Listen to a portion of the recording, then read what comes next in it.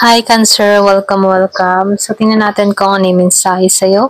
So, be open-minded po, hindi po halos lahat makaresonate. Thank you nga po pala sa mga nagsusubscribe, sa mga bumabalik.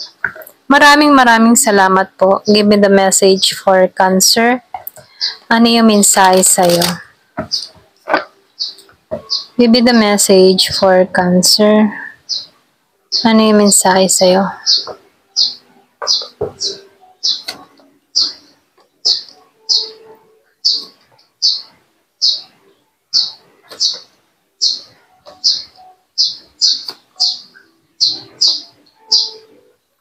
So, dito, nakikitaan ko dito, yung iba sa inyo, malakas yung intuition mo, malakas yung kutob mo.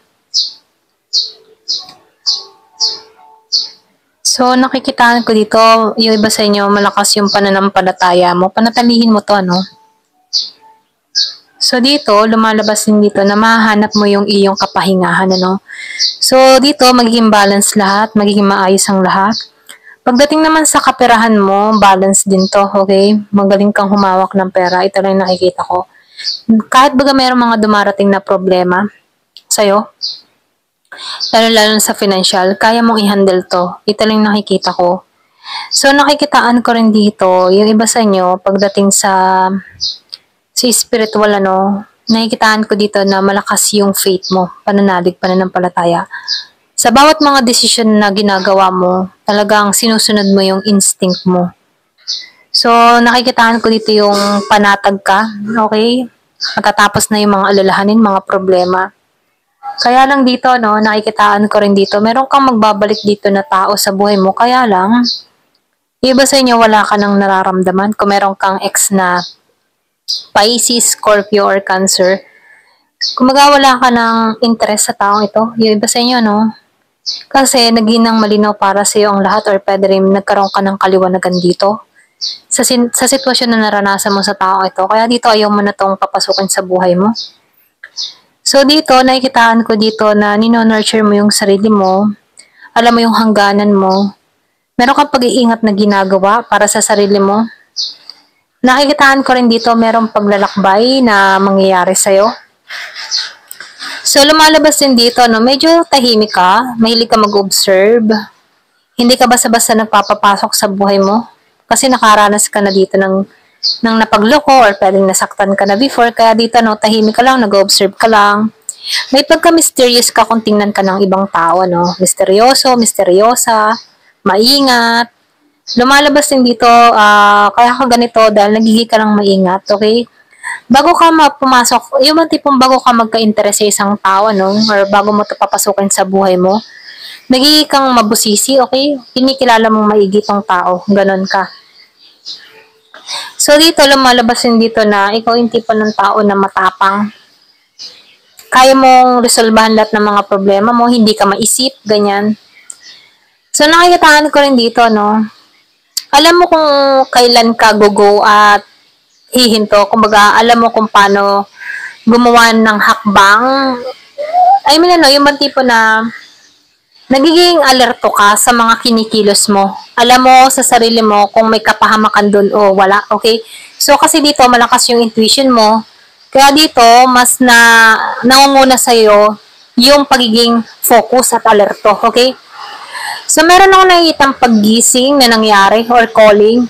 Kumbaga, tinanggalan ka sa mga hindi magagandang pangyayari para makamit mo tong tagumpay dito, okay? So, nakikita ko dito, merong calling, merong tinanggal sa buhay mo para makilala mo ng lubusan yung sarili mo at para magtagumpay rito, okay? So, dito nakikita ko rito, marami kang responsibilidad na kinakaharap. Kahit mahirap yung sitwasyon mo, kinakaya mo to, okay? So, lumalabas din dito, matiisin kang tao. Para lang sa pamilya, titiisin mo. May bigay lang yung pangangailangan nila dito. So, nakikitaan ko rin dito, yung iba sa inyo, meron kang nakadiling dito na tao na very toxic, okay? Kung meron kang nakadiling na aris, kumbaga hindi nito ginampanan yung kanyang obligasyon para sa'yo at maging sa mga anak mo, kung meron kang anak mula sa tao na to, okay?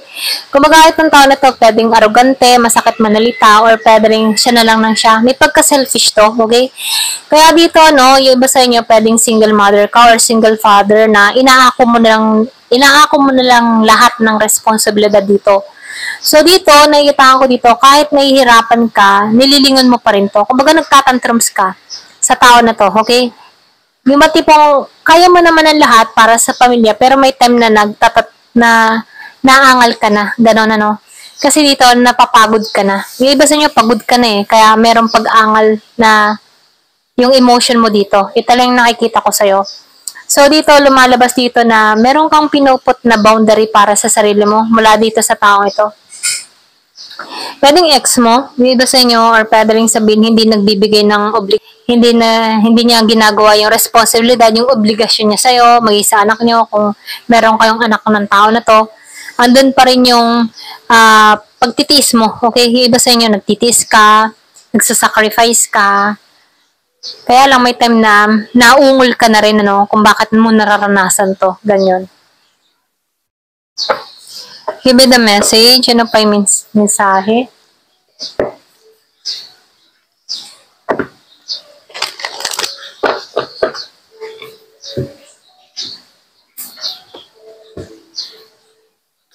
Meron dito new moon in Sagittarius, focus in positive. Kumaga, mag-focus ka sa positibo. Kasi may time dito na ungol ka na eh. Bakit ko ito nararanasan? Bakit ako nagsasakripisyo? Bakit ko, mga ganun, maraming bakit, ganyan. Ano. So, dito mag-tune ka sa positive. Kahit nararanasan mo to, isipin mo na lang na may ginhawang naghihintay sa'yo. Okay? So, meron ditong last quarter moon in Capricorn, leave the past behind. Ito na yung time para kalimutan ng nakaraan. Meron ka dito na last quarter moon in Gemini. Clear your mind, kumbaga, no? Linawin mo yung kaisipan mo, tanggalan mo yung stress mo, kung naguguluhan ka na, ito na yung time para bigyan pansin naman yung sarili mo. Full moon in Pisces, forgive. Patawarin mo din yung mga tao nagkasala sa'yo para matagpuan mo yung kapayapaan mo. Hindi naman porket pinatawad mo tong tao na to, papapasukin mo sa buhay mo, okay? Pinatawad mo lang to para mahanap yung peace of mind mo, ganyan. Think it through at pag-isipan mo to, okay? Ayan. So, tinan pa natin dito, no?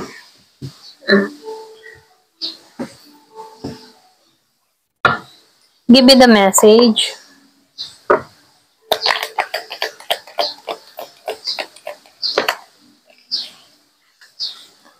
So, magtatagumpay ka dito, no? Kahit ano man yung mga obstacle, mga trouble na naranasan mo sa buhay mo, akit ka pa rin ng mataas na tulad ng agila. So, dito, nakikitaan ko rin dito, marami ka nang nalampasan na pagsubok. Kumaga, talagang mahihirap na nga na sitwasyon ng napagtagumpayan mo. Kasi nakikitaan ko dito, matiisin ka, matyaga ka, hindi ka madaling sumuko. Ayan. So, nakikita ko rin dito, merong umalis sa buhay mo. Yun nga sinabi ko nga kanina, no? Meron kang past person na ayaw mo nang papasukin sa buhay mo. Okay, pwedeng tinanggalan ka dito na nag-iisa, ikaw na lang umakaw ng lahat ng responsibilidad. Kahit nahihirapan ka na at parang naghihimuto ka na, ay nakikitaan ko din dito, patuloy pa rin kang kumikilos, okay? Para sa pamilya. So, dito, sinasabihan ka din yan, family matters. Talagang mahalaga sa iyo yung pamilya. Kasasabi ko lang kanina, na kahit ikay naghihimutok, ginagawa mo pa rin yung obligasyon mo para lang sa pamilya. So, itong mga problemang dumarating sa iyo matatapos na to, kaya huwag ka nang mag-alala. Kumbaga, may kasagutan din yan. So, meron dito matandang lalaki. Pwedeng nauugnay ka sa isang matandang lalaki or pwedeng importante itong matandang lalaki na to, no? Merong matandang lalaki dito. So, may pinanganak nung, pwedeng pinanganak to ng Mayo, itong matandang lalaki, or pwede rin merong importante na nangyari sa'yo nitong May. So, romance in the air. So, meron ditong may in love. Dito sa maitim na lalaki, meron papasok na tall, dark, and handsome, ganyan, or sino man to, pwedeng ikaw to, ayan. Pwedeng in love ka, merong nagpapatibok ng puso mo, ganyan. So, meron dito na new job, bagong karera ang parating. So, meron lang ditong too much sexual matter ang concern, okay? Importante sa kanya sex, ganyan.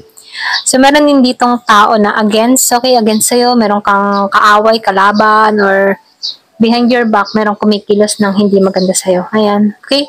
Hanggang dito na lamang po. Thank you for watching. Love and peace.